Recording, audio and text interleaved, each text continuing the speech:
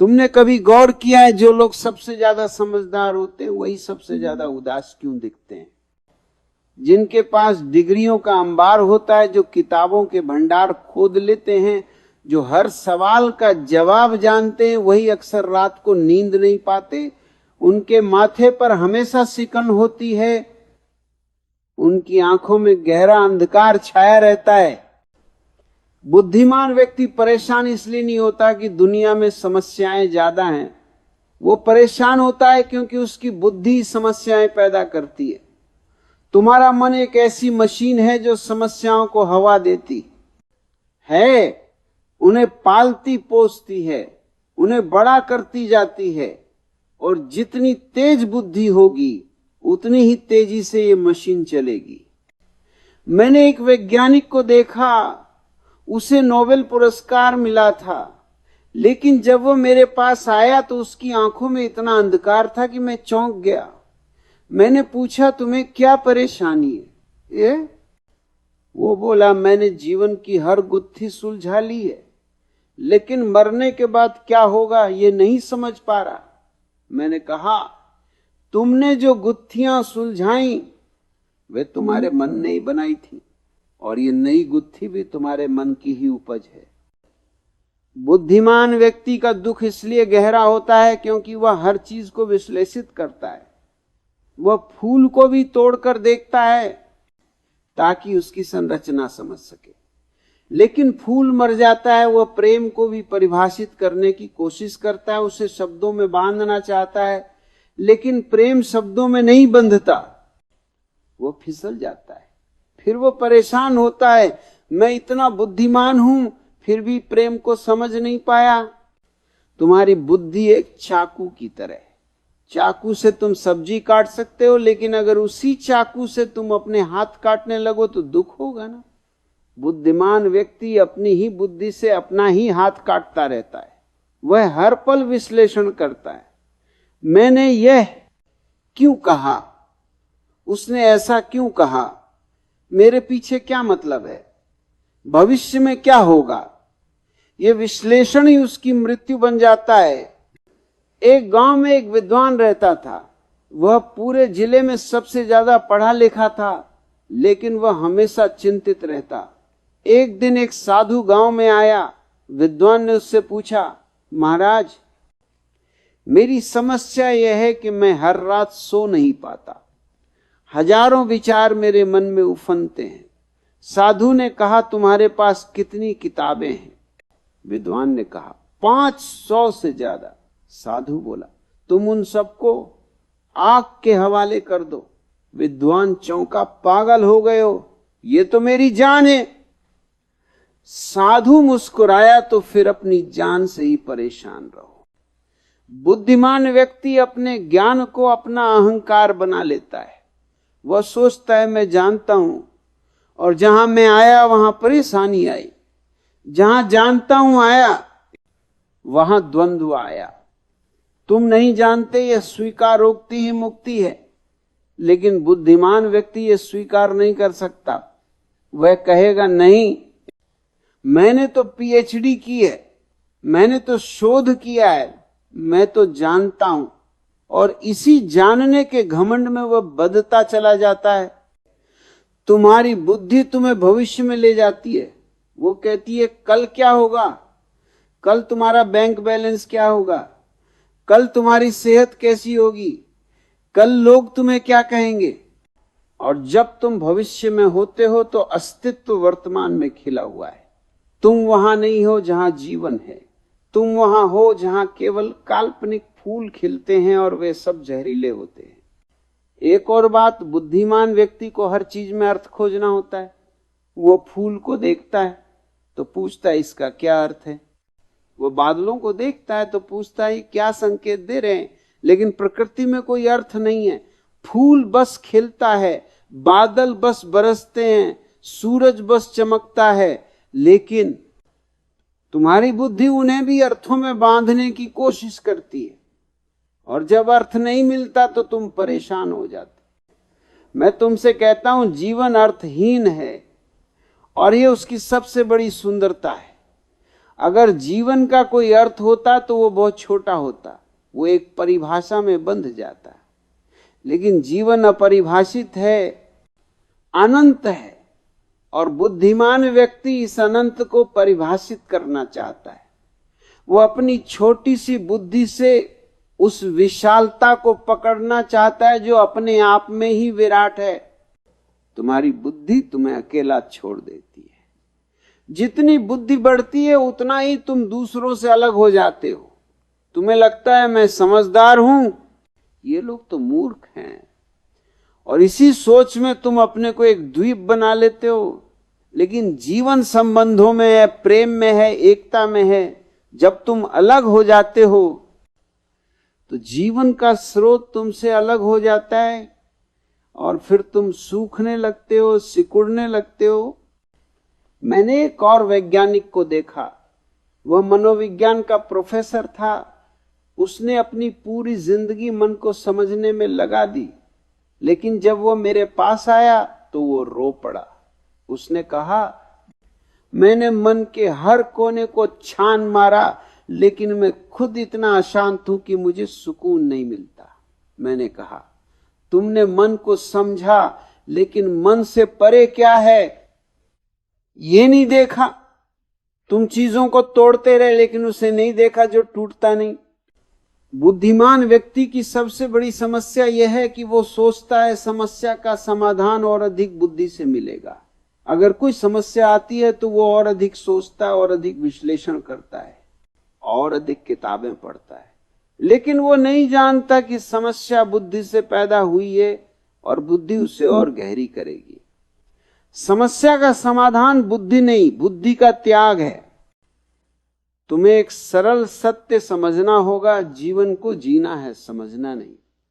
जो जीता है वह समझ जा आता है, और जो समझने की कोशिश करता है वह जी नहीं पाता। तुम्हारी बुद्धि तुम्हें जीने नहीं देती, वह हर पल तुमसे कहती है रुको, पहले इसे समझ लो। लेकिन जीवन इतना तेज है कि जब तक तुम समझते हो वो बीत चुका होता है। मैं तुमसे पूछता हूं, क्या तुमने कभी सांस लेते हुए सोचा है कि सांस कैसे आती है? अगर तुम सोचोगे तो सांस रुक जाएगी। सांस तब तक स्वाभाविक है जब तक तुम नहीं सोचते।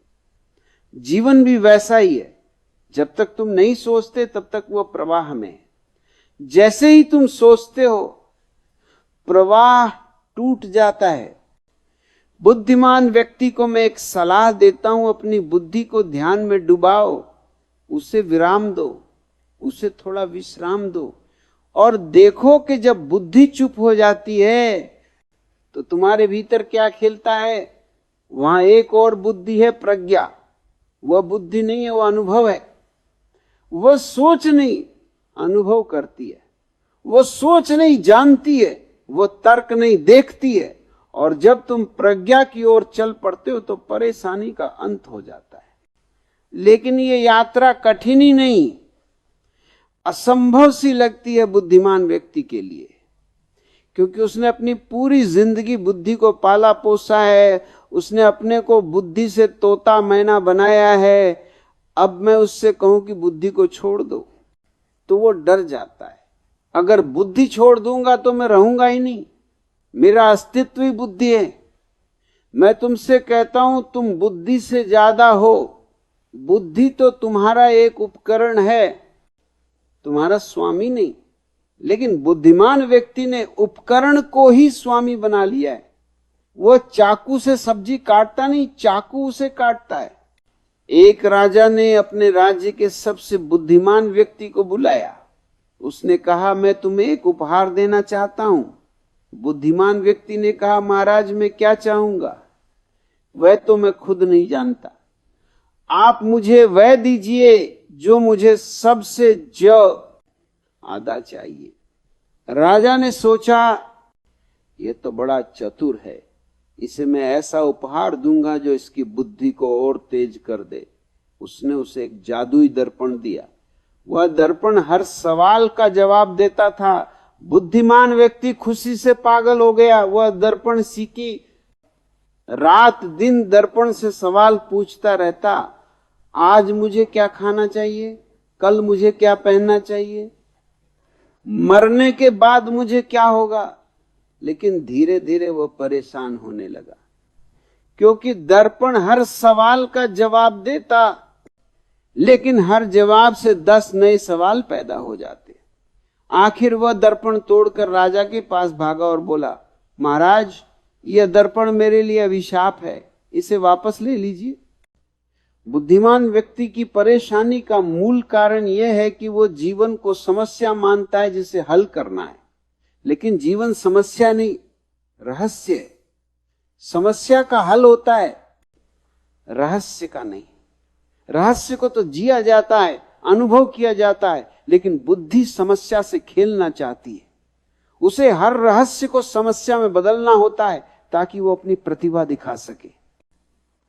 तुम्हारे पास पैसा है तो बुद्धि कहती है इसे कैसे बढ़ाओ। तुम्हारे पास प्रेमी है तो बुद्धि कहती है वह तुमसे सच्चा प्रेम करता है या नहीं। तुम्हारे पास स्वास्थ्य है तो बुद्धि कहती है कल तुम बीमार पड़ जाओगे तो क्या होगा।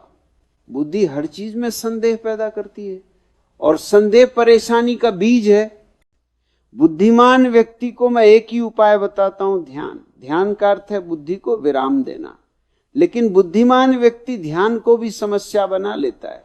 वो पूछता है ध्यान कैसे करें, कितनी देर करें, कौन सी तकनीक सबसे अच्छी है। वह ध्यान को भी बुद्धि के हवाले कर देता है। लेकिन ध्यान तो बुद्धि का त्याग है, वहां कोई तकनीक नहीं, कोई विधि नहीं, वहां तो सिर्फ चुप्पी है, सिर्फ शांति है। मैं तुमसे कहता हूं बुद्धि को समझो, लेकिन उसके पीछे मत भाग। बुद्धि एक अच्छी दासी है, लेकिन बुरी मालकिन है। जब तुम्हें काम पड़े तो बुद्धि को इस्तेमाल करो, लेकिन जब काम खत्म हो जाए तो बुद्धि को आराम दो।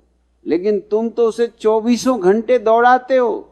तुम सोते भी हो तो बुद्धि सपनों में भी सोचती रहती है। तुम्हारी बुद्धि को नींद नहीं आती, और इसीलिए बुद्धिमान व्यक्ति थक जाता है, उसकी ऊर्जा खत्म हो जाती है। क्योंकि बुद्धि ऊर्जा खाती है, ऊर्जा नहीं देती। बुद्धि तो बैटरी है जो डिस्चार्ज होती रहती है, लेकिन प्रज्ञा वह स्रोत है जो चार्ज करता है। प्रज्ञा से ऊर्जा मिलती है, शांति मिलती है, आनंद मिलता है। लेकिन प्रज्ञा तक कैसे पहुंचे? प्रज्ञा तक पहुंचने के लिए बुद्धि को छोड़ना होगा। यह बुद्धिमान व्यक्ति के लिए सबसे कठिन काम है। वह कहेगा मैं बुद्धि को कैसे छोड़ दूं, मेरी पूरी पहचान ही बुद्धि है।